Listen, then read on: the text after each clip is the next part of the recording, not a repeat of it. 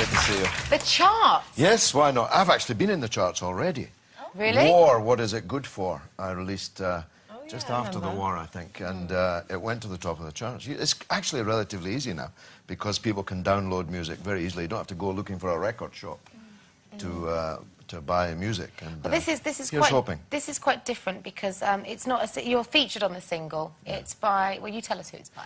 Well, it's a reprise of a great number from the 60s, which none of you are old enough to remember, by a band called Buffalo Springfield. And we thought it was apposite for this time, when nobody's believing official information, when everyone thinks that Big Brother, the Orwellian Big Brother, is looking over your shoulder all the time. It's basically, everybody, look what's going down. It's asking people to be vigilant about official information, not to trust everything that you've said, but at the same time not to disbelieve everything. Okay, well, let's have a listen to how you've put that to music.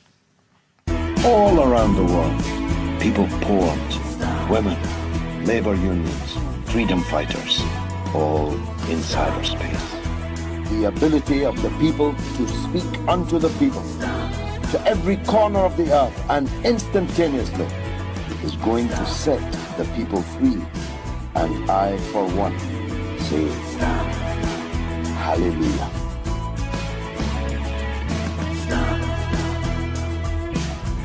I, for one, say,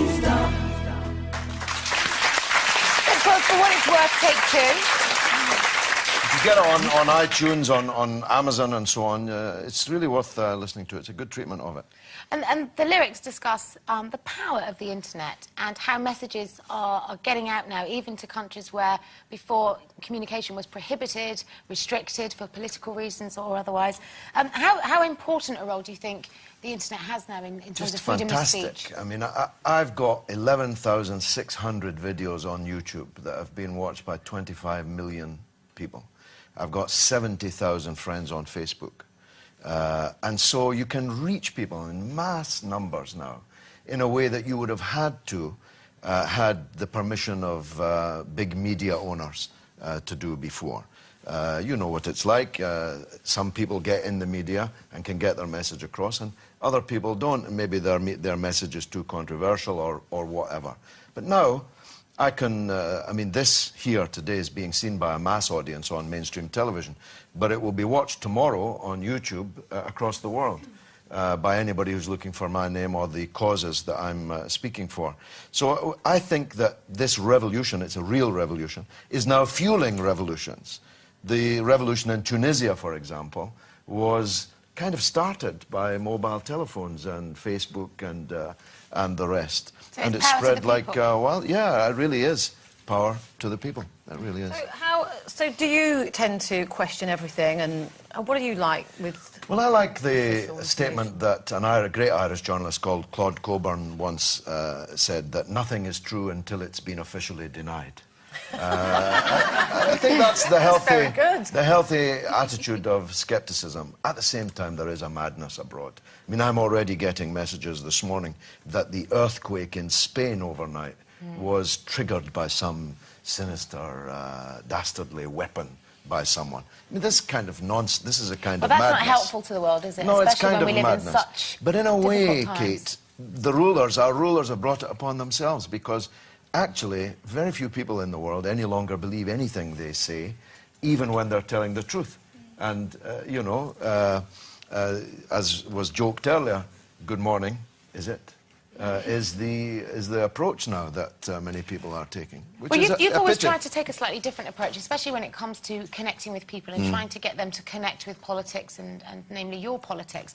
But did you really think that the Big Brother experience and dressing up as a cat and purring was the way to go? Well, I mean, that's an example of something that didn't quite work out as planned. That's a refreshingly honest response, and that's very unpolitical of you. Well done.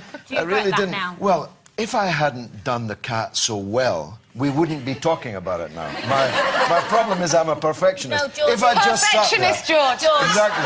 George, it was absolutely hideous. Well, it might have been hideous, but it was a good impression of a cat. No, which it is what wasn't. I was watched asked it from to behind do. a cushion. I was going, oh my God, stop it! It was spookily good, actually. That's the problem. Yeah, if I'd just sat there going purr, purr, nobody would have remembered it. No, that's So would you do it again, the whole Big Brother No, thing? I wouldn't do it again, but I don't regret doing it. I Do you mean, not? it raised a vast amount of money for charity, which is why I did it, and which everyone forgets.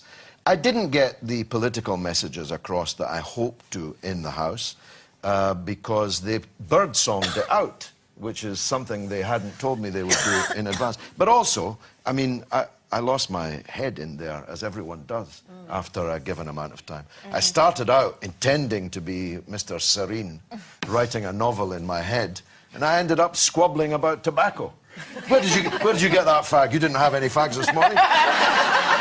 So Big Brother is, you know, he's a clever guy. He really is. You are a father again for the second time around with your current wife. How are you finding being a dad later in life? Because you have a grown-up daughter as well. I do, and my other second child, my son, is 4 tomorrow. So happy birthday, Oh, the Zane. same birthday as my son. My son's Really? 3 tomorrow, yes. Ah, well, he's 4 Are you dressing up like tomorrow. a pirate or a I cat? am as a pirate, exactly. He's mad about pirate. I'm definitely not dressing up as a cat. Good. But I've got another one on the way, Kate. Oh, congratulations. For Christmas, we're getting another one, God willing.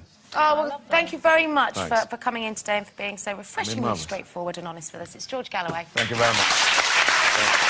Thanks, George.